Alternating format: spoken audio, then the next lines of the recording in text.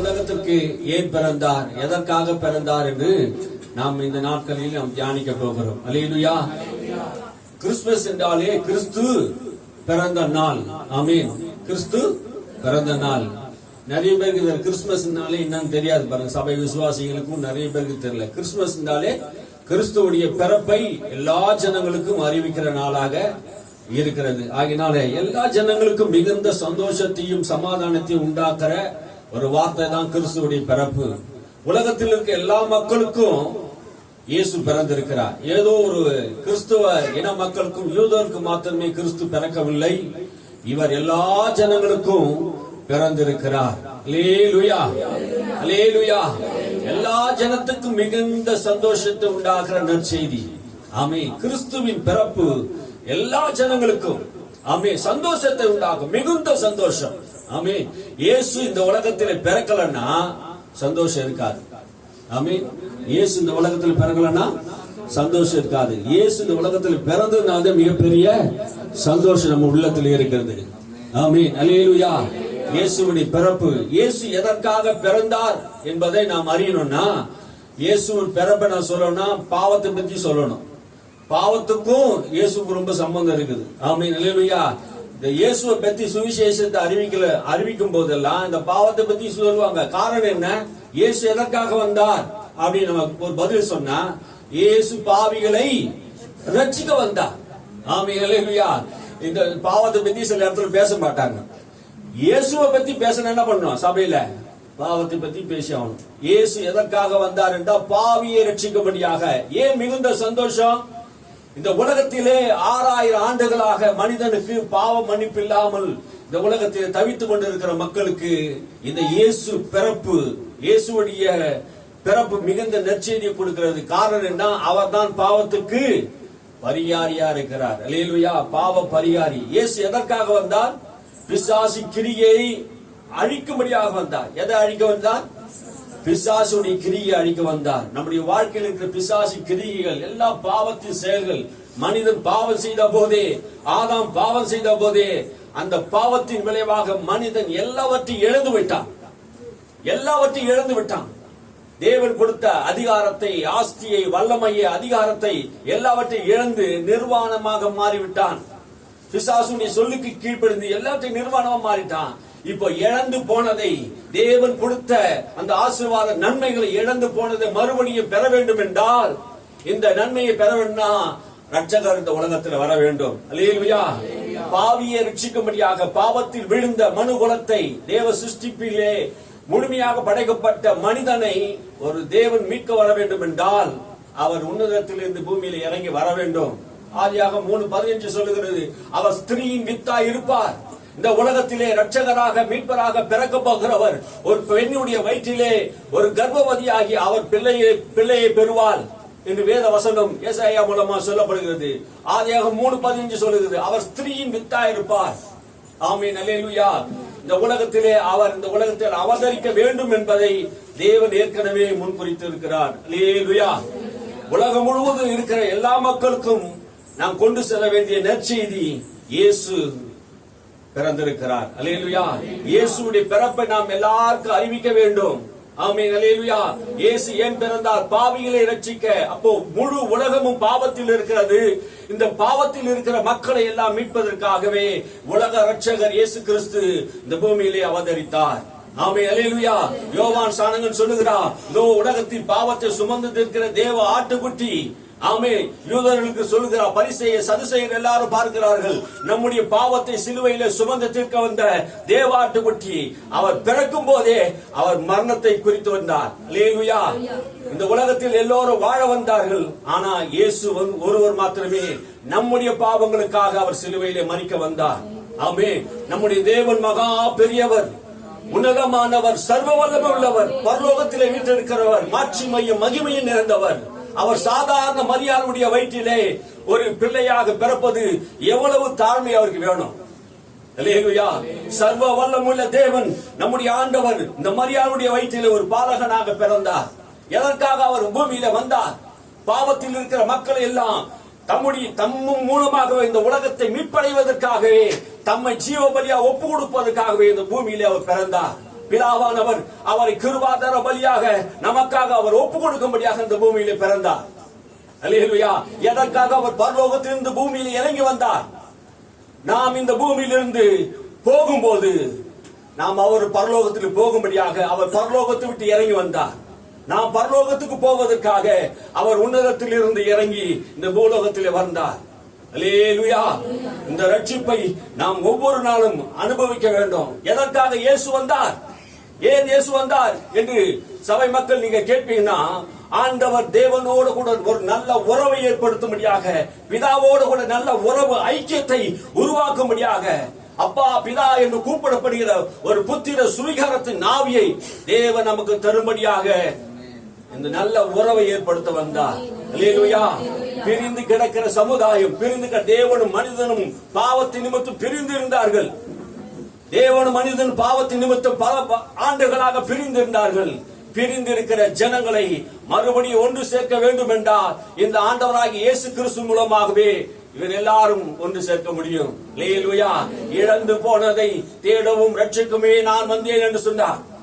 எதற்காக இயேசு வந்தார்? இழந்து போனதை தேடவும் ரட்சிக்க வந்தார். மனிதன் இழந்தது எல்லாவற்றையும் திரும்ப தருவதற்கு தான் இயேசு இந்த பூமியில வந்தார். அல்லேலூயா. எதையெல்லாம் மனிதன் இழந்தான்? ஆளுகையும் இழந்தான், அந்தஸ்தை இழந்தான், தேவ பிரசன்னத்தை இழந்தான், தேவ பிள்ளை என்கிற அதிகாரத்தை இழந்தான். இந்த உலகத்தை ஆள வேண்டியவன் ஆளாமல் எல்லாவற்றையும் ஆளுகையை இழந்து விட்டான். பாவத்தின் நிமித்தம் இந்த உலகத்திலே வியாதி, பலவீனம், தரித்திரம் அவனை ஆண்டு கொண்டிருந்தது. இந்த ஆளுகையில் இருந்து மீட்கும்படியாக இயேசு கல்வாரி சிலுவையில மரிக்க வேண்டும். பாவத்தின் சம்பளம் மரணம் என்று வேதம் சொல்லுகிறது. இயேசு பாவத்தின் சம்பளமாக நம்முடைய பாவத்துக்காக அவர் நமக்கு பதிலாக பாவ பலியானார். அல்லேலூயா. மனிதன் அடைய வேண்டிய அனைத்து தண்டனையும் தம்மாறே அவர் சிலுவையிலே தம்முடைய மூலமாக, தம்முடைய சரீரத்தின் மூலமாக நம்முடைய பாவங்களை எல்லாம் ஏற்றுக்கொண்டு சிலுவையிலே மீட்பு உண்டாக்கினார். அல்லேலூயா. இயேசு ஏன் பிறந்தார்? எதற்காக பிறந்தார் என்ற ஏன் இந்த உலகத்துக்கு மிகுந்த சந்தோஷம்? ஏன் இந்த உலகத்துக்கு மிகுந்த சந்தோஷம்? பாவத்திலிருந்து ஒரு மனிதனை விடுதலை ஆக்க முடியாது. எல்லா மனிதரும் பாவ மனிதர்கள். இந்த பாவ உலகத்திலிருந்து ஒருவனை மீட்க வேண்டும் என்றால் பரிசுத்தமுள்ள தேவன் இந்த பூமியில மனித அவதாரமாக வர வேண்டும். அல்லேலூயா. இயேசு இந்த உலகத்தில் வராவிட்டால் ஒரு பாவி ரட்சிக்கப்பட முடியாது, பாவத்திலிருந்து விடுதலையாக்கப்பட முடியாது. இயேசு இந்த உலகத்தில் வர வேண்டும். அல்லேலூயா. ஆடு மேய்த்தவர்களுக்கும், சாஸ்திரிகளுக்கும், ஆளுகை செய்கிறவர்களுக்கும், இந்த உலகத்திலே பாமர மக்களுக்கும் அறிவிக்க வேண்டிய ஒரு செய்தி என்றால் இயேசு இந்த பூமியிலே இரட்சகராக பிறந்தார். இயேசு இந்த உலகத்தில் மிகுந்த சந்தோஷத்தை உண்டாக்க பிறந்தார். இயேசு பாவிகளை ரட்சிக்கும்படி பிறந்தார். இயேசு சாபத்தில் இருந்து விடுதலையாக்கும்படியாக இந்த பூமியிலே பிறந்தார். எத்தனை மனிதர்கள் இந்த உலகத்திலே பாவத்தோடு, சாபத்தோடு, வியாதியோடு வாழ்ந்து கொண்டிருக்கிறார்கள். அந்த மனிதரை மீட்கும்படியாக இயேசு இந்த உலகத்திலே பிறந்திருக்கிறார். அல்லேலூயா. எல்லா மக்களையும் இயேசு ஒரே மாதிரியாக தான் நேசித்துக் கொண்டிருக்கிறார். ஆமென். எல்லா மக்களும், ஏதோ ஒரு கூட்ட மக்களுக்காக இயேசு பிறக்கவில்லை. உலகம் முழுவதும், ஆசியா கண்டத்திலே, எருசலேமிலே, பெத்லகேம் நகரிலே அவர் 2000 ஆண்டுகளுக்கு முன்பாக நமக்காக இந்த பூமியிலே மனித அவதாரமாக இந்த பூமியிலே பிறந்தார். அல்லேலூயா. கவனிக்க போகிறோம். இயேசு நம்முடைய வாழ்க்கையிலே வந்த நோக்கத்தை நாம் அறிந்து கொள்வோம். 8ஆம் அதிகாரம் 2:8 லூக்கா 2:8 நாம் வாசிக்கும் போது, அப்போது அந்த நாட்டிலே மேய்ப்பர்கள் வயல்வெளியிலே தங்கி ராத்திரியிலே தங்கள் மந்தைகளை மேய்த்துக் கொண்டிருந்தார்கள். ஆமே. ராத்திரியிலே மந்தைகளை மேய்த்துக் கொண்டிருந்த மேய்ப்பர்கள் இந்த உலகத்திலே இழிவாக எண்ணப்படுகிறவர்கள். கடைசியா நம்ம சொல்லுவோம், இந்த ஊர்ல ஒண்ணுக்கு உதவாதவர்களை பார்த்து சொல்லுவோம், மாடு மேய்க்க போடாடுவாங்க. அந்த ஊர்ல ஆடு மேய்க்க போனாங்க. தாவீது அப்படிதான் ஆடு மேய்க்க போனான். பாருங்க, இழிவாக அற்பமாக எண்ணப்பட்ட அந்த மக்களுக்கு இந்த நற்செய்தி அறிவிக்க வேண்டும் என்பதற்காகவே அந்த மேய்ப்பர்களுக்கு தேவ தூதன் தோன்றினான். அல்லேலூயா. இந்த உலகத்தில் யாரும் தேவனுக்கு முன்பாக அற்பமானவர்கள் அல்ல. எல்லாரும் பூமியில் யார் அற்பமா எண்ணப்படுகிறாரோ அவன் தேவனா நினைவு கூறப்படுவான். இயேசுவுடைய பிறப்பை இந்த உலகத்துக்கு முதலாக அறிவிக்கப்பட்டது மேய்ப்பர்களுக்கு. ஆமென். அல்லேலூயா. அல்லேலூயா. அந்த மேய்ப்பர்கள் பாருங்க, அவ்வேளையிலே கர்த்தருடைய தூதன் அவருடைய இடத்திலே வந்து நின்று கர்த்தருடைய மகிமையும் அவருடைய சுற்றி பிரகாசித்ததை அவர் மிகவும் பயந்தார்கள். அதை கண்டவுடனே அவர் பயந்தார்கள். பயம், மகிமை கண்டபோது பயம் வரணும். அல்லேலூயா. தேவனுடைய மகிமை இன்னும் நம்ம காண வேண்டும். தேவ தூதர்கள் தங்களை நோக்கி பயப்படாதிருங்கள், இதோ எல்லா ஜனத்துக்கும் மிகுந்த சந்தோஷத்தை உண்டாக்கும் நற்செய்தியை நான் உங்களுக்கு அறிவிக்கிறேன். மிகுந்த சந்தோஷத்தை உண்டாக்குற நற்செய்தி. அல்லேலூயா. இயேசு கிறிஸ்துவுடைய பிறப்பு மிகுந்த சந்தோஷத்தை உண்டாக்கும். ஆமே. இந்த நமக்கு எத்தனை பேருக்கு இந்த மிகுந்த சந்தோஷத்தை உண்டாக்கி இருக்கிறது? அல்லேலூயா. எத்தனை பேருக்கு சந்தோஷம் இருக்குது? ஒரு காலத்திலே நமக்கு சந்தோஷம் இல்லாமல் சமாதானம் இல்லாமல் இருந்தோம். இயேசு எப்போது நம் உள்ளத்திலே பிறந்தாரோ, ஒரு காலத்திலே பாவத்தில் வாழ்ந்தோம்,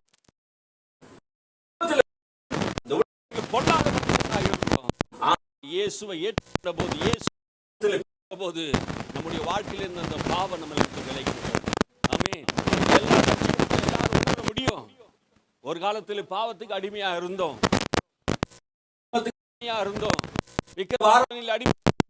இயேசுவை ஏற்றுக்கொண்ட போது அந்த பாவ இருள், மெய்யான ஒளி இயேசு கிறிஸ்து உன் உள்ளத்தில் வரும்போது, இயேசு உன் உள்ளத்தில் பிறக்கும் போது உன் உள்ளத்தில் இருக்கிற எல்லா சுபாவங்களும் மாற்றி விடுவார். அல்லேலூயா.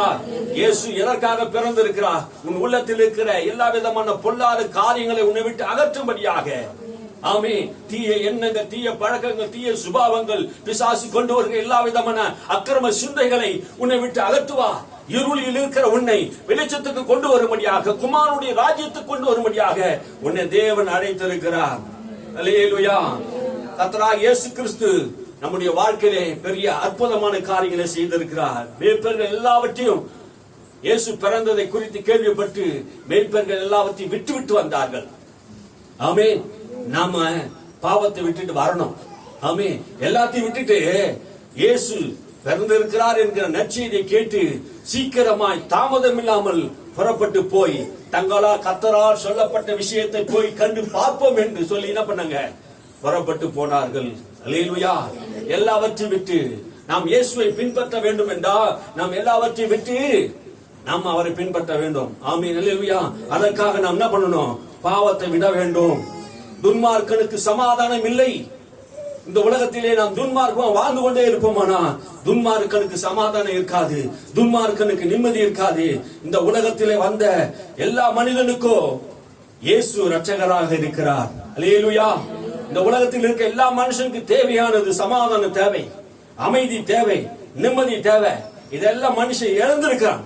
இதையெல்லாம் ஆண்டவர் திரும்ப தரும்படியாக ஒரு மனிதனுக்கு ஆண்டவர் இதை காரியத்தை எல்லாம் செய்கிறார். அல்லேலூயா.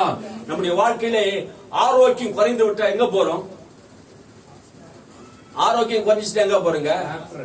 நல்ல டாக்டரை போய் பார்க்கிறோம். எந்த டாக்டரை போய் பார்க்கிறோம்? எந்த பிரச்சனைக்கு என்ன டாக்டர் என்பது நம்ம என்ன பண்ணுவோம்? நல்ல ஆராய்ச்சி பண்ணி தான் என்ன பண்ணுவோம்? அவங்கள போய் பார்ப்போம். ஏன்னா நரம்பு டாக்டர் கிட்ட தான் போய் நரம்பு பார்க்க முடியும். கண் டாக்டர் கிட்ட போய் பார்க்க முடியுமா? பல் டாக்டர் கிட்ட போய் கால் வலிக்கு பார்க்க முடியுமா? முடியாது. ஆனா நம்முடைய வாழ்க்கையில் என்ன பிரச்சனை என்பதை நாம் அறிந்திருக்கணும். பாவ பிரச்சனையோடு கூட ஒரு மனிதன் இருக்கிறான். பாவ பிரச்சனையோடு கூட இருக்கிறான். இந்த பாவத்தை போக்க ஒரு வல்லமை உள்ள தேவன் ஒருவர் உண்டு. ஆமே. ஒரு டாக்டரை போய் சந்திச்சு அதற்கான பரிகாரத்தை நாம் தேடுகிறோமே, சரீரம் நல்லா சுகமா இருக்கணும். அதே மாதிரி மனிதன் பாவத்துக்கு பரிகாரமா இருக்கிற இயேசுவை தேடி போகணும். அல்லேலூயா. இயேசு எதற்காக பிறந்தார்? பாவிகளை மீட்கும்படியாக, பாவிகளை ரட்சிக்கும்படியாக. பூமியில ஒரு மனிதன் நீதிமான் அல்ல, எல்லாரும் கெட்டு போய் ஏகமாய் என்ன பண்ணாங்க? தேவ மகிமை இழந்து போய் இருந்தார்கள். கெட்டு போனதை ஆண்டவர் ரட்சிக்கும்படியாக இந்த உலகத்திலே வந்தார். ஆமென். அல்லேலூயா. நீ ஆரோக்கியம் அடைய வேண்டும் என்றால், சரீரத்திலே பாவம் வாழ்க்கையிலிருந்து உனக்கு ஒரு விடுதலை வேண்டும் என்றால், இரட்சகராகிய இயேசு கிறிஸ்து நம்முடைய வாழ்க்கையிலே வர வேண்டும். அல்லேலூயா. பாவத்தோடு தேவனிடத்தில் போக முடியாது. ஏன் மிகுந்த சந்தோஷம்? இந்த பாவத்தோடு பரலோகத்துக்கு யாரும் போயிட முடியாதுங்க. பாவியா இருக்கிற நாம் ரட்சிக்கப்பட்டு இயேசு கிறிஸ்து ரத்தத்தினால் கழுவப்பட்டால் வழிய இந்த பாவ மனிதன் பரலோகத்துக்கு போக முடியாது. இயேசுவை ஆண்டவர் என்று இரட்சகர் என்று எந்த மனிதன் வாயை திறந்து சொல்லுகிறானோ அவன் ரட்சிக்கப்படுகிறான் என்று வேதம் சொல்லுகிறது. இயேசுவே என் உள்ளத்திலே வாரும், இயேசுவே இந்த பிறந்த நாளிலே நான் இயேசுவை ஏற்றுக்கொள்ளல, இதுவரைக்கும் நான் இயேசுவை அறியல, என் உள்ளத்துல வாங்க, என் பாவங்களை மன்னிங்க என்று நீ சொன்னீங்கன்னா உன் பாவ வாழ்க்கை மன்னிக்கப்பட்டு இயேசு கிறிஸ்து உன் வாழ்க்கையில வரும்போது நீ பாவத்தோடு வாழ முடியாது. ஆமென். அல்லேலூயா. இயேசுவை ஏற்றுக்கொண்டவன் ஒருவனும் பாவத்தை துணிகரமா செய்ய முடியாது. பாவமே செய்ய முடியாதுன்னு சொல்லல, பாவத்திலே வாழ்ந்து கொண்டே இருக்க முடியாது. காரணம் என்ன தெரியுமா? அவருடைய ஜீவன், அவருடைய ரட்சிப்பு ஆண்டவர் உனக்கு தருகிறார். அல்லேலூயா. நீ பாவத்தோடு தேவ பரலோக ராஜ்யத்தில் பிரவேசிக்க முடியாது, கூடாது என்பது தேவன் அறிவார். ஆகினால் தான் உன்னை பரலோகத்துக்கு சேர்ப்பதற்காக பரலோகத்திலிருந்து இந்த பூலோகத்துக்கு இறங்கி வந்தார். அல்லேலூயா. அந்த பரலோகத்தின் தேவன் அவர் உன்னதத்தில் உன்னை கொண்டு போய் சேர்க்க வேண்டும் என்றா நீ பாவ மனிதனாக பாவத்தில் வாழ்ந்து கொண்டிருப்பது அவருக்கு விருப்பம் இல்ல. அல்லேலூயா. நீ அந்த தேவனோடு கூட சேர்வதற்கு உன் வாழ்க்கை பாவங்கள் மன்னிக்கப்பட வேண்டும். அல்லேலூயா. அதற்காக இயேசு இந்த பூமிக்கு வந்தான். அல்லேலூயா. நீ உன் பாவத்தை சரி செய்து கொள்ள வேண்டும். அல்லேலூயா. பாவத்தை என்ன பண்ணணும்? சரி செய்து கொள்ள வேண்டும். ஒரு மனிதனுக்கு அத்தியாவசிய தேவை என்ன அப்படின்னு தேவனுக்கு எல்லாம் தெரியும். இந்த உலகத்தில் இருக்க மனிதர்கள் எல்லாம் என்ன நினைக்கிறாங்க? அத்தியாவசிய தேவை எனக்கு ஆரோக்கியம் என்று நினைக்கிறார்கள். அப்படி ஆரோக்கியம் அத்தியாவசிய தேவையா இருக்குமானால் அவர் ஒரு நல்ல டாக்டர் இந்த பூமியில் அனுப்பியிருப்பார். ஆமென். உனக்கு நல்ல வீடு பங்களா வேணும் என்றால் நல்ல ஒரு ஆர்கிடெக்ட் என்ன பண்ணுவார்? இன்ஜினியரை இந்த பூமிக்கு அனுப்பி இருப்பார். இந்த உலகத்துக்கு அத்தியாவசிய தேவை பணம் என்றால் அந்த உலகத்திலே மிகப்பெரிய பணக்காரனை இந்த பூமியிலே உனக்காக அனுப்பி இருப்பார். உனக்கு தேவையானது என்ன? விஞ்ஞானிகள் இந்த பூமியிலே விஞ்ஞானத்தை தான் நான் நம்புவேன், விஞ்ஞானத்தை தான் நம்புவேன்னா இந்த உலகத்தில் உனக்கு விஞ்ஞானி அனுப்பி இருப்பார். எது உனக்கு அத்தியாவசிய தேவை என்பது அவருக்கு தெரியும். அதனால் தான் பரலோகத்திலிருந்து தேவகுமாரனாகிய இயேசு கிறிஸ்துவை இந்த உலகத்துக்கு அனுப்பினார். உன் பாவத்துக்கு பரிகாரம் வேணும். இந்த பாவத்திலிருந்து ஒரு மனிதன் விடுதலையாக்கப்பட்டால் ஒழிய அவனோட வாழ்க்கை சந்தோஷமா இருக்காது. அல்லேலூயா. நீ என்னத்தை சம்பாதிக்கலாம், கோடி கோடியா சம்பாதிக்கலாம், நீ ஞானியா இருக்கலாம், விஞ்ஞானியா இருக்கலாம், பணக்காரனா இருக்கலாம், வீடு நிலங்களை வைத்து இருக்கலாம். ஆனா இயேசு இல்லாம நீ வாழ்வையண்டா, நீ பாவத்தோடு மறிப்பையண்டா, உன் வாழ்க்கையில எந்த காரியமும் வெற்றி அடையாது. ஆமே. எல்லாவற்றையும் இழந்து தவிப்ப. மனிதனுக்கு தேவையானது அதற்காக தான் கர்த்தராகிய இயேசு கிறிஸ்து இந்த பூமியில வந்தார். அல்லேலூயா. எதற்காக இயேசு வந்தார்? பாவிகளை ரட்சிக்கும்படியாக கிறிஸ்து இந்த பூமியிலே வெளிப்பட்டார். ஆமென். அந்த பூமியிலே ஆண்டவர் நம்ம தொழுது கொள்ளும்படியாக தொடர்ந்து நாம கர்த்தருடைய வார்த்தையை நாம் கேட்போம். அல்லேலூயா. எதற்காக இயேசு வந்தான்னா பரலோகத்துக்கு போவதற்காகவே. அல்லேலூயா. நாம் வாசிப்போம். லூக்கா சுவிசேஷம் புஸ்தகம், லூக்கா சுவிசேஷ புஸ்தகம் 2ஆம் அதிகாரம் 11ஆம் வசனத்தை நாம் வாசிப்போம். இன்று கர்த்தராகிய கிறிஸ்து எனும் இரட்சகர் உங்களுக்கு தாவீதின் ஊரிலே பிறந்திருக்கிறார். இன்று கர்த்தராகிய கிறிஸ்து என்னும் இரட்சகர் உங்களுக்கு தாவீதின் ஊரிலே பிறந்திருக்கிறார். அல்லேலூயா. இந்த காரியத்தை குறித்து தான் நாம் தியானிக்க போகிறோம். இன்று கர்த்தராகிய கிறிஸ்து இயேசு தாவீதின் ஊரிலே இரட்சகராக உங்களுக்கு பிறந்திருக்கிறார். இன்னைக்கு பரிசுத்த ஆவியானவர் இந்த இடத்துல 3 பேரை கொடுத்திருக்கிறார். இங்க பாருங்க. கர்த்தர், அவர் பாரு, கர்த்தராகிய கிறிஸ்து. முதல் கர்த்தர், இரண்டாவது கிறிஸ்து, மூன்றாவது இரட்சகர் என்று உங்களுக்கு தாவீதின் ஊரிலே பிறந்திருக்கிறார். ஆமென். யார் பிறந்திருக்கிறார்? கர்த்தர் பிறந்திருக்கிறார். ஆமென். யார் பிறந்திருக்கிறார்? கிறிஸ்து பிறந்திருக்கிறார். யார் பிறந்திருக்கிறார்? இரட்சகர் பிறந்திருக்கிறார். இயேசுவுடைய பிறப்பிலே உலகத்திலே முழு நற்செய்தியை ஒரே வசனத்திலே தேவ தூதர்கள் சொல்லிவிட்டார்கள். இந்த ஒரு வசனத்து மூலமா கர்த்தர் 3 நாமங்கள் அவருக்கு, கர்த்தர், கிறிஸ்து, இரட்சகர் என்று 3 நாமங்களை இங்கே நாம் பார்க்கிறோம். அல்லேலூயா. பூமியில பிறந்த இயேசு கிறிஸ்து இந்த வார்த்தையை நம்ம கேட்கும் போது ஏன் இந்த காரியத்தை 3 பேரை ஆண்டவர் நமக்கு எழுதி வைக்கிறார்னா, எபிரேய பாஷையிலே கர்த்தர் என்றா யெகோவா என்ற அர்த்தம். கர்த்தர் என்றா யெகோவா என்ற அர்த்தம். பழைய ஏற்பாட்டு காலத்தில் வாழ்ந்த யூதருடைய வாழ்க்கையிலே யெகோவா ஒருவர் தான் கர்த்தர், யெகோவா தான் தேவன். ஆனா இங்கு புதிய ஏற்பாட்டிலே அந்த கர்த்தர் இந்த உலகத்திலே பிறந்தார் என்பதை இந்த நற்செய்தி அறிவிக்கிறது. யார் அந்த கர்த்தர்? இரட்சகராய் பிறந்த இயேசு கிறிஸ்து தான் அந்த கர்த்தர் என்பதை தூதர்கள் அறிவிக்கிறார்கள். இந்த யூதருக்கு இது புரியாது இருக்கலாம்.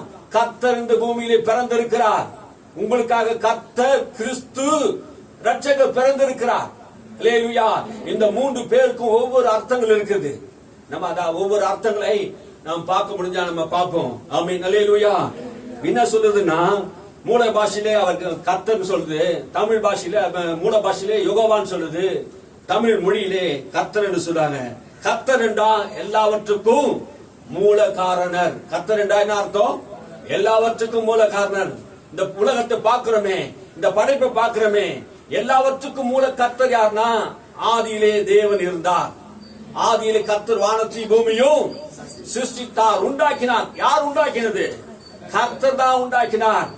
அந்த கர்த்தர் தான் நமக்காக இந்த பூமியிலே இயேசுவாக மாம்ச வடிவிலே பிறந்தார் என்பதுதான் இந்த நற்செய்தி. அல்லேலூயா. அதுதான் சொல்ற மூல பாஷை. அவர் தான் எல்லாவற்றுக்கும் மூல காரணர். கர்த்தர் என்றால் எல்லாத்துக்கும் ஆதாரமானவர். ஆதாரம் என்ன அர்த்தம்?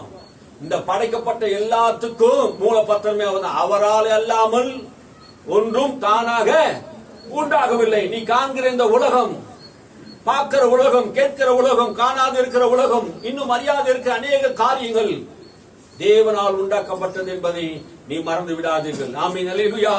கர்த்தர் அவர் சிருஷ்டிக்கு முன்பும் சிருஷ்டிகளிலும் சிருஷ்டிக்கு பின்பாகவும் எல்லாவற்றுக்கும் அவரே ஆதாரமா இருக்கிறார். அவர் தான் எல்லாவற்றையும் சிருஷ்டித்தார். அவர் தான் சிருஷ்டிப்பு கர்த்தர்.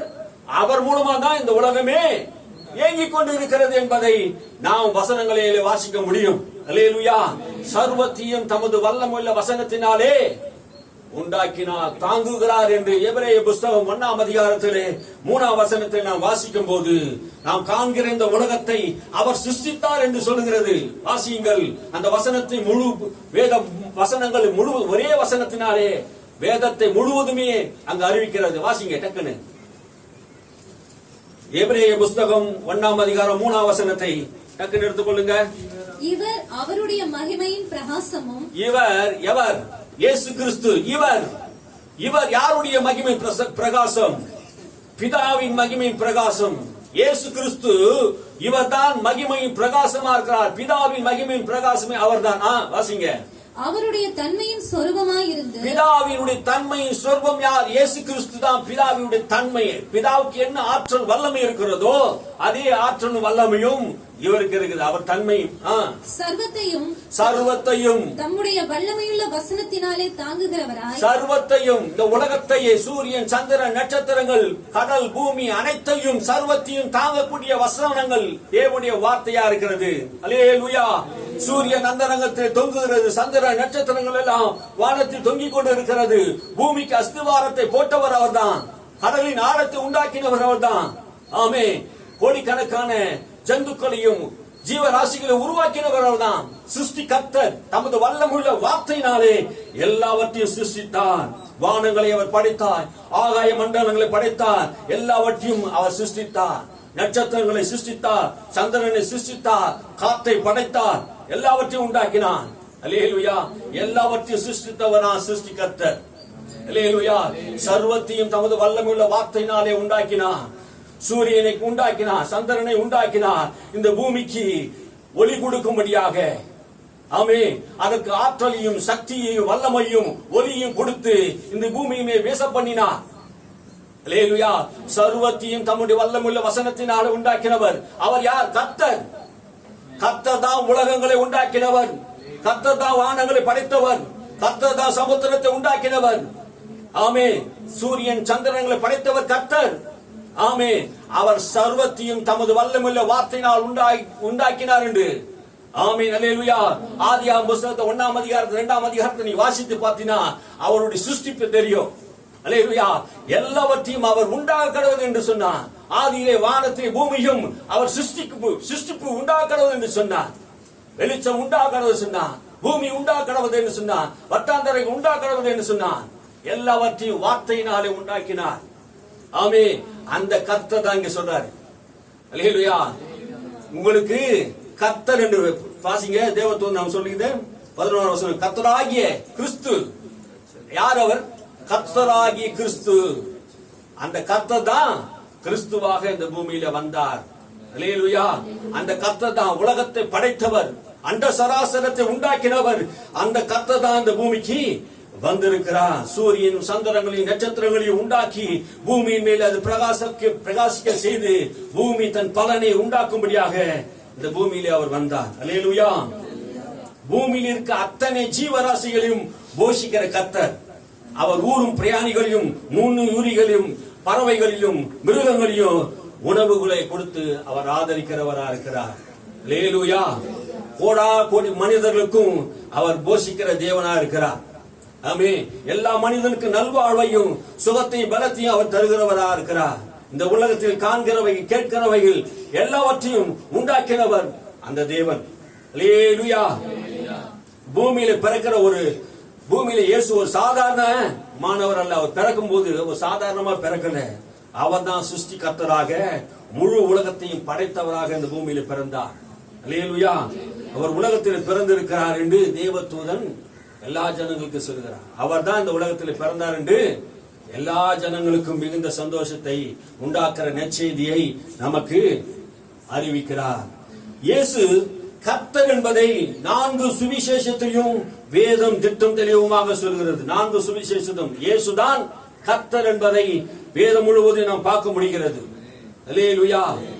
பழைய ஏற்பாட்டு காலத்திலே வாழ்ந்த மக்களுக்கு தெரியும் இயேசுவை குறித்து 451 தடவை தீர்க்க தரிசனம் சொல்லப்படுகிறது. 451 தடவை இயேசு கிறிஸ்து குறித்து பழைய ஏற்பாட்டு காலத்தில் தீர்க்க தரிசனம் சொல்லப்படுகிறது. அதுல 44 தடவை கர்த்தர் என்று சொல்லப்படுது. அது எல்லாவற்றையும் நாம் சொல்ல முடியவில்லை என்றாலும் ஒரு சில வார்த்தையை நாம் கவனிக்க போகிறோம். ஆமென். வேதம் 4 சுவிசேஷத்திலே அவர் தான் கர்த்தர் என்பதை நாம் கவனிக்க போகிறோம். வாசிங்க. யோவான் எழுதின சுவிசேஷத்தை எல்லாம் எடுத்துக்கொள்ளுங்க. யோவான் எழுதின சுவிசேஷம் 9ஆம் அதிகாரத்தில் எடுத்துக்கொள்ளுங்க. 9ஆம் அதிகாரம் 5ஆம் வசனத்திலிருந்து நாம் வாசிப்போம். நான் உலகத்தில் இருக்கையில் உலகத்திற்கு ஒளியா இருக்கிறேன் என்றா இவைகளை சொல்லி அவர் தரையிலே துப்பி உமிழ் நீரினால் சேறுண்டாக்கி அந்த சேற்றை குருடனுடைய கண்களின் மேல் பூசி நீ போய் சீலோவாம் குளத்திலே கழுவு என்றார். சீலோவாம் என்பதற்கு அனுப்பப்பட்டவன் என்று அர்த்தமாம். அப்படியே அவன் போய் கழுவி பார்வை அடைந்தவனாய் திரும்பி வந்தான். இயேசு இந்த உலகத்திற்கு இருக்கும்போது இந்த உலகத்திற்கு அவர் ஒளியாய் இருந்தார். ஆமென். இருள் நிறைந்த இந்த உலகத்திற்கு இயேசு வந்த போதுதான் இந்த உலகத்திற்கு ஒளி வந்தது. எப்போது இந்த உலகம் இருளாய் மாறினது, வெளிச்சம் உண்டாக்கணும் என்று சொன்னாரே, மனிதன் பாவம் செய்த போதே இந்த உலகம் இருள் என்கிற அதிகாரம் இந்த பூமிக்கு வந்தது. பாவத்தின் இருள் இந்த உலகத்தில் வந்தது. அதனால்தான் வேதம் சொல்லுகிறது, இருளில் இருக்கிற அனைவரையும் தமது குமாரனுடைய ராஜ்யத்துக்கு கொண்டு வந்தார். இருளின் அதிகாரத்தில் இருக்கிறவர்களை. ஆமே. இந்த உலகத்தில் இருள் இருந்தது. அநேகருடைய கண்கள் மூடப்பட்டு இருந்தது. இங்கு பிறவி குருடனாகிய பிறவிலிருந்து கண்ணு தெரியாத ஒருவன் பாருங்க. சில பேர் பிறக்கும் போது கை இல்லாத பிறப்பாங்க, கால் இல்லாத பிறப்பாங்க, ஊமையா பிறப்பாங்க. பிறவிலிருந்து இது இருக்கும். ஆனா இவன் பிறக்கும் போதே கண் இல்லாதவனா பிறந்தான். இவன் பிறக்கும் போதே கண் இல்லாம பிறந்தான். இவன் பிறப்பை குறித்து அங்கே ஆச்சரியமா இருந்தாலும் கண்ணு கிடையாது. கண் இல்லாம ஒருவன் இருக்கிறது. இயேசு என்ன செய்தார்? இதெல்லாம் நம்ம கவனிக்க போறோம். இந்த கர்த்தர் என்பதற்கு ஆதாரமாக யூதர்கள் நம்புவதற்கு நிறைய என்ன பண்ணாரு? ப்ரூவ் பண்றாரு. இந்த இடத்துல என்ன ப்ரூவ் பண்றாரு? நான் கர்த்தர், நான் சிருஷ்டி கர்த்தர் என்பதை எல்லா ஜனங்களுக்கு வெளிப்படுத்துவதாக என்ன பண்ணாரு? அவர் கீழே உமிழ்ந்து எச்சையை உமிழ்ந்து அதை சேர உண்டாக்கி கண் இல்லாத அந்த மகனுக்கு என்ன பண்ணாரு? அந்த கண்ணை அந்த சேத்துல உண்டாக்கி அந்த கண்ணை மண்ணை என்ன பண்ணாரு? கண்ணுல வச்சார். அந்த கண்ணுல வச்சாராம் பாருங்க. கண்ணுல வச்ச உடனே கண்ணு என்ன பண்ணான்? புதிதாய் வந்தது. ஆமென். அல்லேலூயா. கண் இல்லாதவனுக்கு புதிதா வந்தது. ஆதியிலே தேவன் மனிதனை உண்டாக்கும் போது கர்த்தர் எப்படி உண்டாக்கினாரா? மண்ணிலே மனிதனை பிசைந்து அவனுக்கு என்ன பண்ணாரு? மனுஷனை உண்டாக்கினார். அல்லேலூயா. மண்ணை பிசைந்து மனிதனை உண்டாக்குற தேவன் இங்கு கூட்டு கண்ணா இருக்கிற இவனுக்கு என்ன பண்றார்? ஆண்டவர் பார்வையை கொடுக்கிறார். அல்லேலூயா. இதை யூதர்கள் பார்க்கிறார்கள். இதை யூதர்கள் கேட்கிறாங்க. என்ன இது? என்ன நடக்குது? இது எத்தனையோ முறை அவர் கேட்கிறாங்க. எப்படி உனக்கு நடந்தது? எப்படி உனக்கு நடந்தது? யார் உனக்கு இதை செய்தார்கள்? எனக்கு ஒன்னும் தெரியாது. என்னிடத்தில் வந்து எனக்கு சேர உமிழ்ந்து எச்சையை துப்பி என்ன பண்ணாரு? சேர உண்டாக்கி என் கண்ணுல பூசினாரு. நான் பார்வை அடைகிறேன். அவ்வளவுதான் தெரியும். மறுபடியும் அவனை கேட்கிறாங்க. ஆனா ஏன் அதை கேட்கிறாங்க? அன்னைக்கு இருந்த யூதர்கள், பரிசேயர்கள், ஆசாரியர்கள் எல்லாருமே ஒரு பெரிய கர்த்தரால் மாத்திரம்தான் இது இப்படியாப்பட்ட சிருஷ்டிப்பு செய்ய முடியும். கர்த்தர் மாத்திரம்தான் அற்புதங்கள் செய்ய முடியும். மண்ணை உண்டாக்கி மனிதனை படைக்க முடியும். மண்ணினால் தான் மனிதனை படைத்தாரு. இவன் சாதாரண மனிதன் அல்லவா? இயேசு ஒரு யூதன் அல்லவா? தச்சனுடைய மகன் அல்லவா? இவன் எப்படி கர்த்தரை போல ஒரு அற்புதங்கள் செய்கிறான் என்று யூதருக்கும் பரிசேயர்களுக்கும் ஒரு சந்தேகம். அதனால்தான் என்ன பண்றாங்க? திரும்ப திரும்ப திரும்ப அவனை கேட்கிறாங்க, இதை உனக்கு செய்தவன் யார்? உனக்கு யார் இதை இப்படி செய்தது? உனக்கு தெரியுமா? அவங்க அம்மா அப்பா போய் கேட்கிறான், இவன் குருடனானா? இது உன் மகன் தானா? ஒரே சந்தேகம், பிரமிப்பு, ஆச்சரியம். கர்த்தரால் மாத்திரமாகும் இந்த பூமியிலே கர்த்தர் பிறந்த போது நான் கர்த்தர் என்பதை அவர் சிருஷ்டிப்பை மூலமாக அவர் வெளிப்படுத்தினார். அல்லேலூயா. கர்த்தரால் மாத்திரம்தான் இது முடியும். ஆனா இவர் பிறப்பின் மூலமாக இந்த செய்தி என்ன பண்றாரு? அந்த கண்ணை உருவாக்குறது மூலமாக கர்த்தர் என்பதை என்ன பண்றாரு? வெளிப்படுத்துகிறார். அல்லேலூயா. மண் இப்ப என்ன ஆச்சு? கண்ணாக மாறி வைத்தது. அல்லேலூயா. அநேகருடைய வாழ்க்கையில ஆண்டவர் சிருஷ்டிகர்த்தரா இருக்கிறார். இல்லாதவைகள் இருக்கிறா போல் நம்முடைய தேவன் அழைக்கிற தேவன். அல்லேலூயா. இயேசு இல்லாதவைகள் இருக்கிறா போல் அழைக்கிறவரா இருக்கிறார். காற்றையும் கடலையும் பார்த்து எறையாதே அமைதலாயிரு என்று அவர் சொன்னார். அல்லேலூயா. காற்றும் கடலும் அவருக்கு அமைதலா இருந்தது. ஆமென். மரித்து போன லாசருவை பார்த்து, லாசருவே வெளியே எழுந்து வா, கர்த்தர் என்பதை அநேக முறை அவருக்கு நிரூபித்து காட்டினார். ஆமென். அநேக முறை நிரூபித்து காட்டினார். யூதர்கள் நம்ப முடியல. அவங்களால வந்து இருக்கிறவர் கர்த்தர் என்பதை அவங்க விசுவாசிக்க முடியல. ஏன்னா மத வைராக்கியம், நியாய பிரமாணம். நாங்கள் யூதர்கள், நாங்கள் ஆபிரகாமின் சந்ததிகள், வைராக்கியம் நிறைந்தவர்கள். மத வைராக்கியம் உன்னை ரட்சிப்பதில்லை. கிறிஸ்துவனா இருப்பதினாலே நீ சந்தோஷப்படணும். அல்லேலூயா. நியாய பிரமாணத்தின் கிரியைக்காரர்களா இராமல் கிறிஸ்து மேல் விசுவாசிக்கிறவர்களாய் நாம் இருக்க வேண்டும். அல்லேலூயா. நியாய பிரமாணத்தை நம்பினவர்கள் எல்லாரும் பாவிகள் என்று தீர்க்கப்பட்டது என்று வேதம் சொல்கிறது. யார் மூலமாக நீதிமானாக்கப்படுகிறான்? கிறிஸ்து சிலுவையில் சிந்தின ரத்தத்தின் மூலமாகவே அந்த ரத்தம் நம்ம பாவ மன்னிப்பு உண்டாக்கி இருக்கிறது. அல்லேலூயா. இவர் கர்த்தர் என்பதை இவர் சிருஷ்டிப்பின் மூலமாக அவர் கண்களை என்ன பண்ணாரு? திறந்து வைத்தார். அல்லேலூயா. கர்த்தரால் மாத்திரம்தான் மண்ணை கொண்டு மனிதனை சிருஷ்டிக்க முடியும் என்பதை யூதர்கள் அறிந்திருந்தார்கள். ஆனால் இயேசு செய்த அந்த அற்புதத்தை கண்டு வியப்படைந்தார்கள், திகைத்தார்கள். ஆனால் விசுவாசிக்க இல்லை. நான் சொந்த ஜனத்திற்கு வந்தேன், ஆனா சொந்தமானவர்களோ என்னை ஏற்றுக்கொள்ளவில்லை. சொந்த ஜனத்திற்கு வந்தாரு, சொந்த இன மக்களிடத்தில் வந்தாரு, அற்புதங்களை செய்தார். அவர் அற்புதங்களால் அடையாளங்களாலும் தம்மை உயிர் உள்ளவராக, ஜீவன் உள்ளவராக, வல்லமை உள்ளவராக, வல்லமை உள்ள தீர்க்கதரிசியாக வெளிப்படுத்தினார். ஆனாலும் இஸ்ரவேல் மக்கள், இஸ்ரவேல் கோத்திரத்தார் அவரை விசுவாசிக்கவில்லை, மனம் விரும்பவில்லை. அவர் ஏற்றுக்கொள்ள மனப்பக்குவம் இல்லாமல் போய்விட்டார்கள். அல்லேலூயா. இயேசு கர்த்தர் என்பதை கண்ணை உண்டாக்கினார். அல்லேலூயா. வாசிங்க மத்திய சுவிசேஷம், மத்திய சுவிசேஷம் 14ஆம் அதிகாரம், 14ஆம் அதிகாரம் 23வது வசனத்தில் வாசிப்போம். அவர் ஜனங்களை அனுப்பிவிட்ட பின்பு தனித்து ஜெபம் பண்ண ஒரு மலையின் மேல் ஏறி சாயங்காலமான போது அங்கே தனிமையாயிருந்தார். அதற்குள்ளாக படகு நடுக்கரையிலே சேர்ந்து எதிர்காற்றாய் இருந்தபடியால் அலைகளினால் அலைவுபட்டது. இரவின் 4ஆம் ஜாமத்திலே இயேசு கடலின் மேல் நடந்து அவர்களிடத்திற்கு வந்தார். அவர் கடலின் மேல் நடக்கிறதை சீஷர்கள் கண்டு கலக்கம் அடைந்து ஆவேசம் என்று சொல்லி பயத்தினால் அலறினார்கள். உடனே இயேசு அவர்களோட பேசி, திடன் கொள்ளுங்கள், நான் தான், பயப்படாதிருங்கள் என்றார். பேதுரு அவரை நோக்கி, ஆண்டவரே, நீரேயானால் நான் ஜலத்தின் மேல் நடந்து உம்மிடத்தில் வர கட்டளையிடும் என்றான்.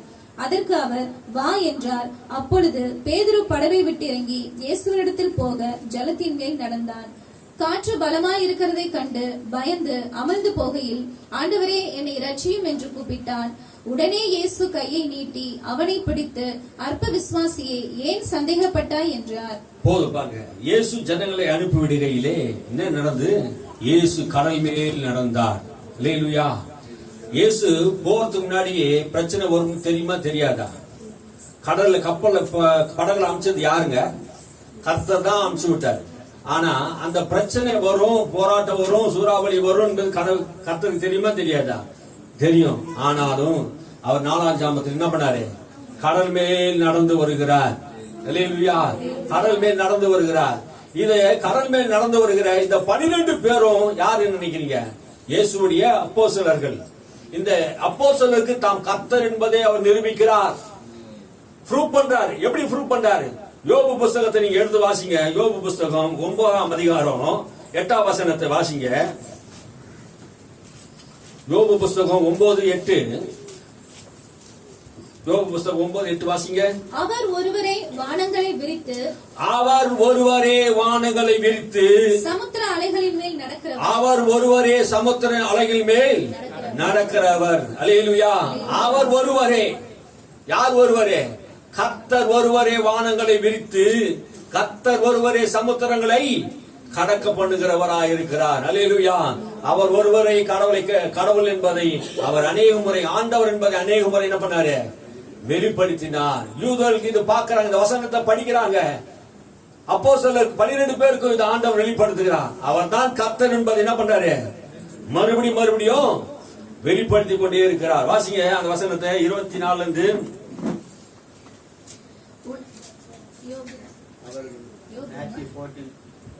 மத்திய 14.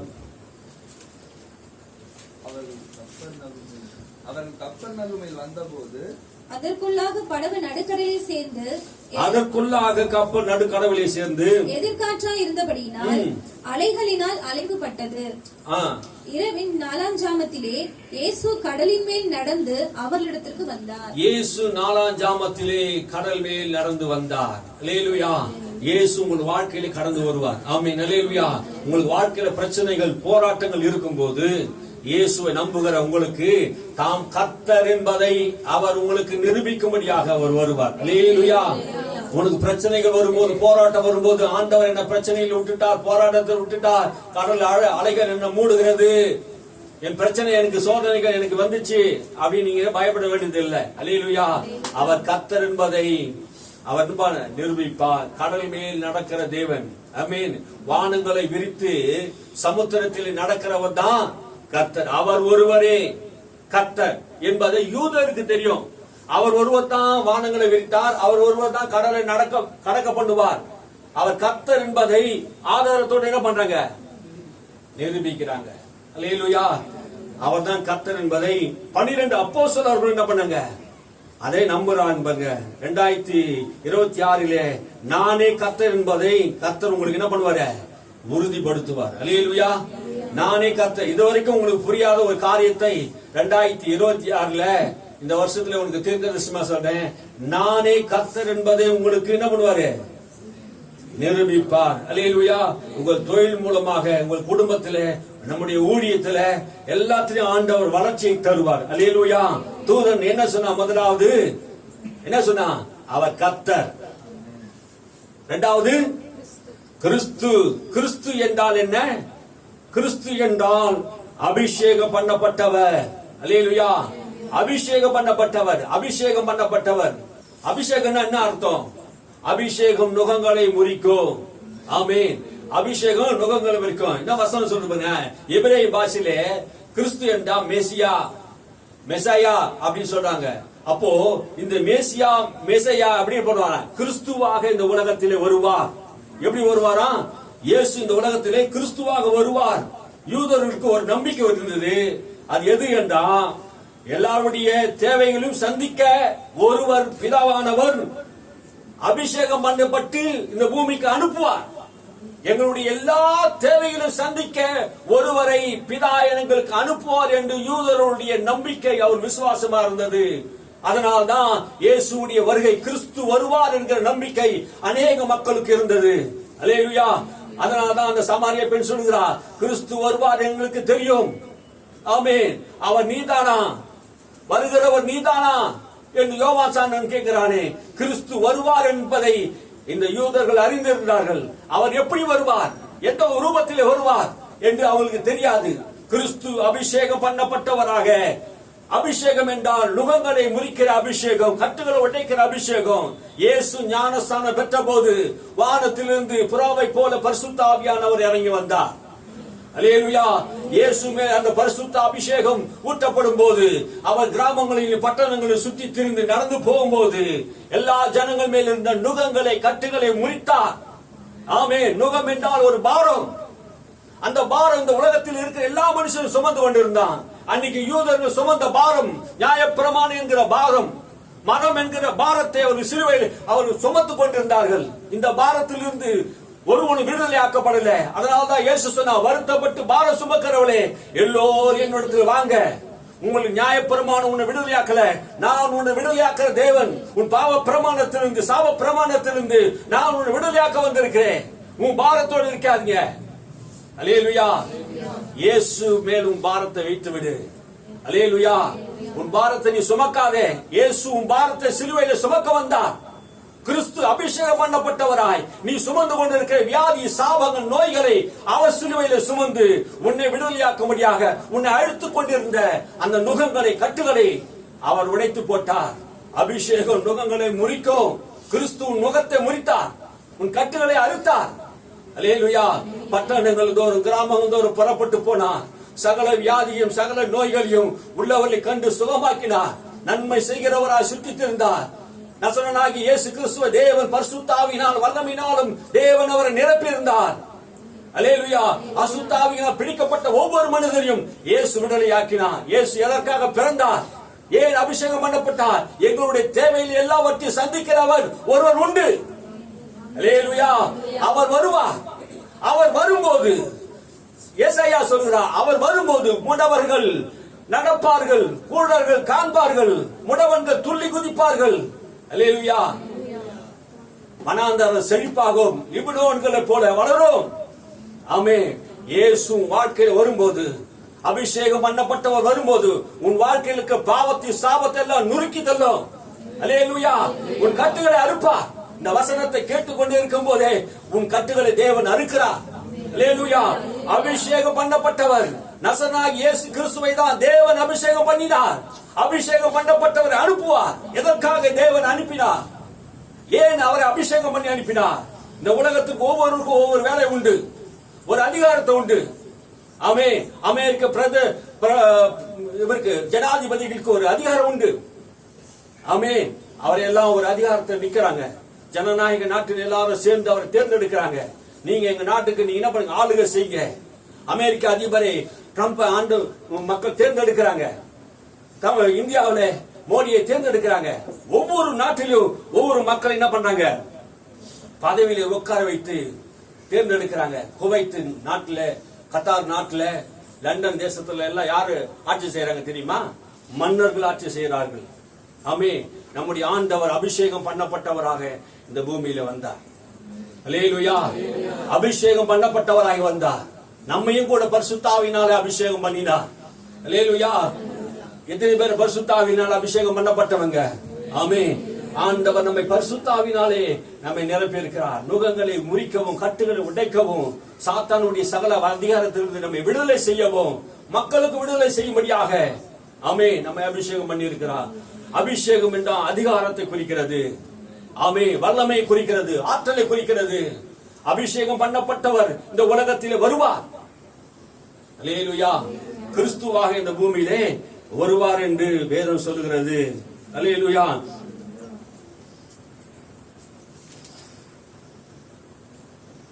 தூதன் சொல்கிறார், முதலாவது சொன்னது கர்த்தர் என்று சொன்னார். இரண்டாவது கிறிஸ்து அபிஷேகம் பண்ணப்பட்டவர். கர்த்தர் மாத்திரமே இல்லை என்றால் இதுக்கு ஒரு தீர்வே இருக்காது. பாருங்க, அபிஷேகம் பண்ணப்பட்டவர் இல்லைன்னா, கிறிஸ்து மேசியாவாக வரலன்னா நாம் எதிர்பார்த்திருக்கிற முடிவு நமக்கு வந்திருக்காது. அல்லேலூயா. விடுதலை வந்திருக்காது. இயேசு கிறிஸ்து குறித்து பழைய ஏற்பாட்டிலே 351 தடவை தீர்க்கதரிசனமா சொல்லப்படுகிறது. மறுபடியும் நாங்கள் சொல்றேன், 351 தடவும் தீர்க்கதரிசனமா சொல்லப்பட்டிருக்கிறது. அந்த 351 தீர்க்கதரிசனமும் புதிய ஏற்பாட்டு காலத்திலே என்ன பண்ணிச்சான்? ஃபுல்லா நிறைவேறிச்சு. 44 தீர்க்க தரிசனங்கள் அவர் மேசியா என்பதை எல்லாவற்றையும் என்ன பண்ணுது? விளங்கப்படுது. எனது எல்லாவற்றுக்கும் தீர்வு கிறிஸ்து என்பதற்கு அடையாளமாக அவர் நாம் என்ன பண்ணணும்? கண்டுபிடிக்கணும். ஆமீன். அவர் எப்படி இந்த பூமியில பிறப்பார்? ஏசாயா தீர்க்கதரிசி சொல்றாங்க, அவர் எப்படி இந்த பூமியில பிறப்பார்? எல்லாத்துக்கும் ஒரு அடையாளம் இருக்குதுங்க. அப்போ யூதர்கள் நம்புகிற அளவுக்கு ஒரு அடையாளத்தை தேவன் கொடுத்திருக்கிறார். யூதர் நம்புகிற அடையாளத்துக்கு அவர் என்ன அடையாளத்தை, முதல் அடையாளத்தை என்ன கொடுத்தாருன்னா, அவர் என்ன பண்ணுவான்? கன்னி வயிற்றிலே பிறப்பார். வாசிங்க ஏசாயா புஸ்தகம் 7:14 வாசிங்க.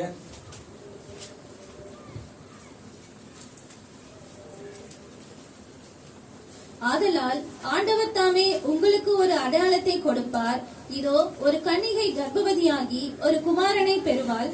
அவருக்கு இம்மானுவேல் என்று பெயரிடுவார். ஒரு கன்னிகை கர்ப்பவதியாகி குமாரனை பெறுவாள். இதுதான் உங்களுக்கு அடையாளம். கர்த்தர் ஒரு அடையாளத்தை யூதர்களுக்கு கொடுக்கிறார். முதல் அடையாளம் என்ன? ஒரு குமாரன், ஒரு கன்னி பெண் கர்ப்பவதி ஆவாள். அல்லேலூயா. இயேசுடைய பிறப்புடைய அடையாளம் ஒரு கன்னி பெண் கர்ப்பவதி ஆவாள். இயேசு பிறக்கிறதுக்கு 800 வருஷத்துக்கு முன்னாடி தீர்க்கதரிசனம் வரைத்த ஏசாயா சொல்லுகிறார். ஆமென். ஒரு கன்னி பெண். இந்த உலகத்தில் எத்தனையோ பேர் புராண கதைகளை சொல்லுகிறார்கள். மனிதர்கள் சொல்லுகிற புராண கதைகள், இந்து மதங்களிலே சொல்லுகிற புராண கதைகள், எத்தனையோ கதைகள். சூரியனிலிருந்து மனிதன் சூரியன் மூலமாக பிறந்தான், சந்திரன் மூலமாக பிறந்தான், ஒரு மிருகத்தின் மூலமாக மனிதன் பிறந்தான் என்று சொல்லுகிறார்கள். ஆனால் இயேசு கிறிஸ்து பிறக்கும் போது ஒரு அடையாளத்தை தீர்க்கதரிசி சொல்லுகிறார். ஆதியாகமத்திலே மோசே சொல்லுகிறார். இதையெல்லாம் நீங்க வாசிக்கும் போது ஒரு கன்னி பெண் கர்ப்பவதி ஆவது இந்த உலகத்திலே நடக்க முடியாத ஒரு சம்பவம். ஆமை. யாருமே இப்படியாப்பட்ட உதாரணத்தை, அடையாளத்தை யாரும் சொன்னதில்லை. கன்னி பெண் எப்படி கர்ப்பவதி ஆவாள்? ஆணும் ஆணுமும் கூட தேடிக்கிறாங்க. ஒரு மிருகம் இன்னொரு மிருகத்தோட இனப்பெருக்கம் பண்ணுது. ஆனா ஒரு கன்னி பெண் எப்படி கர்ப்பவதி ஆவாள் என்கிற ஒரு கேள்விக்குறி இருக்கிறது. இது தேவனால் எல்லாம் கூடும். அல்லேலூயா. அவர் பரிசுத்த வித்தினாலே, பரிசுத்த ஆவி மூலமாக இந்த உலகத்திலே அவர் பிரவேசித்தார். அல்லேலூயா. அவர் பரிசுத்த ஆவி மூலமாகவே இந்த உலகத்திலே பிரவேசித்தவரா இருக்கிறார். எத்தனை பேர் விசுவாசிக்கிறீங்க? அல்லேலூயா. அவர் கேட்கிறா, மரியாள் கேட்கிறா, இது எப்படி ஆகும்? நான் இன்னும் கணவனை அறியனே, எப்படி எனக்கு பிள்ளை பிறக்கும்? அவ கேட்ட கேள்வி சந்தேகம் உண்மைதான். ஆனா பரிசுத்த ஆவியானவர் உன்மேல் நேரிடுவார், உன்னதமானவருடைய பலன் உன்மேல் வரும். அப்போது நீ என்ன பண்ணுவ?